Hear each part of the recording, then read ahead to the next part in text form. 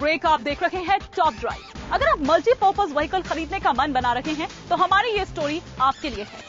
हमने मारुति की एर्टिगा और शेवरले की एंजॉय दोनों ही गाड़ियों की टेस्ट ड्राइव की, ये जानने के लिए कि आपकी बजट और जरूरत के अकॉर्डिंग कौन सी गाड़ी ज्यादा बेहतर है और आपको सूट करती है।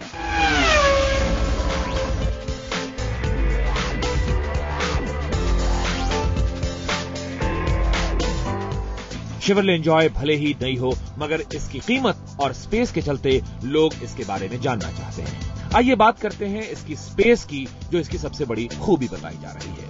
शेवरले एंजॉय आपको 7 सीट्स के अलावा 8 सीट्स वाले ऑप्शन में भी मिलेगी।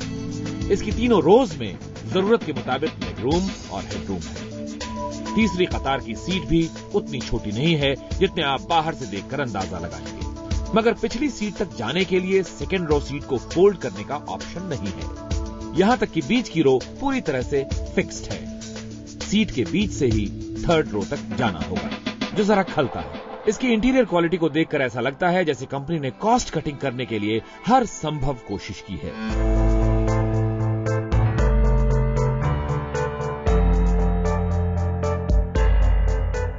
बाहर से देखकर ये इंप्रेसिव नहीं लगती, इसका लुक उतना इंप्रेसिव नहीं है, मगर ज्यादातर एमपीवीज स्पेस को ज्यादा से ज्यादा बढ़ाने के लिए जानी जाती हैं, अपने लुक्स के लिए नहीं।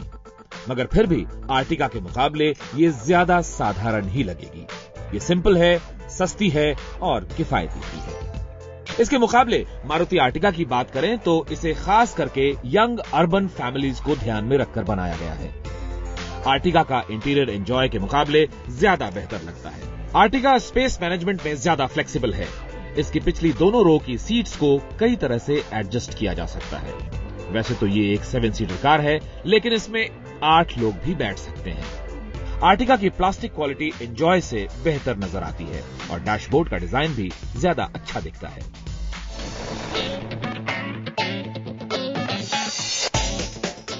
आर्टिगा आपको पेट्रोल के साथ साथ डीजल वेरिएंट में भी मिलेगी।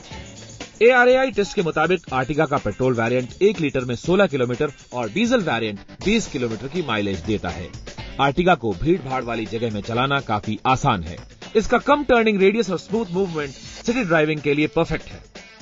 शेवरले एंजॉय भी आपको पेट्रोल के साथ साथ डीजल इंजन में मिल जाएगी। इसका डीजल इंजन 1 लीटर में 18 किलोमीटर की माइलेज देता है और इसका पेट्रोल वेरिएंट 14 की माइलेज देता है। माइलेज के मामले में दोनों ही एमपीवीज आस पास ही हैं। हालांकि दावे ये हैं कि आर्टिगा जरा बाजी मारती नजर आती है। शेवरले ने एंजॉय के पेट्रोल वेरिएंट की दिल्ली में एक्स शोरूम कीमत 5,49,000 से 6,99,000 रुपए तक रखी है और इसका डीजल मॉडल आपको 6,69,000 से लेकर 7,99,000 रुपए में मिल जाएगा। वहीं मारुति आर्टिगा का पेट्रोल वेरिएंट खरीदने के लिए आपको दिल्ली में एक्स शोरूम कीमत चुकानी होगी 5,89,000 रुपए से लेकर 7,30,000 रुपए तक और इसके डीजल वेरिएंट की कीमत शुरू होती है 7,30,000 से और टॉप मॉडल की कीमत रखी गई है 8,45,000 रुपए।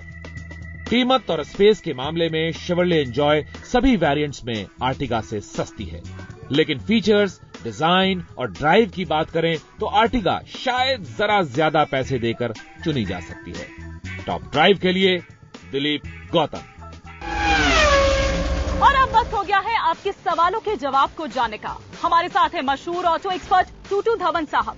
जो सबसे पहला सवाल किया है वो है साहिल रतन जम्मू से, जो ये पूछ रहे हैं कि बजाज पल्सर 220 और करिश्मा आर में से कौन सी बाइक पावर पिकअप और स्पीड के साथ साथ कीमत के लिहाज से ज्यादा बेटर है। पावर पिकअप और फ्यूल एवरेज के लिए तो मैं आपको पल्सर 220 रिकमेंड करूंगा और सबसे ज्यादा बढ़िया चीज के this is one of the fastest bike in the category. 141 kilometre तक इसकी स्पीड अचीव हो जाती है और price also is very comparative, 82,500 rupees की है और फ्यूल एवरेज 40 से 45 किलोमीटर बड़े आराम से निकाल देती है, provided you don't gas it too much. Delhi से अहिली दत्ता जानना चाहती है कि होंडा की नई डीजल कार अमेज के बारे में। आइए जानते हैं क्या कहना है हमारे ऑटो एक्सपर्ट। होंडा ने डीजल ऑप्शन जो है पहली बार ही ये गाड़ी लेके आए हैं। आज तक वो सिर्फ पेट्रोल की गाड़ियां बनाते थे और पहली बार उन्होंने 1.5 लीटर डीजल के साथ एक नई अमेज उतारी है जो 3 बॉक्स कार है और बहुत बढ़िया फ्यूल एवरेज निकाली है। 25.5 किलोमीटर का फ्यूल एवरेज का दावा है। चलती भी बहुत अच्छी है and it got all the bells and whistles. तो जो आपका विचार है लेने का तो आप डेफिनेटली देखिए।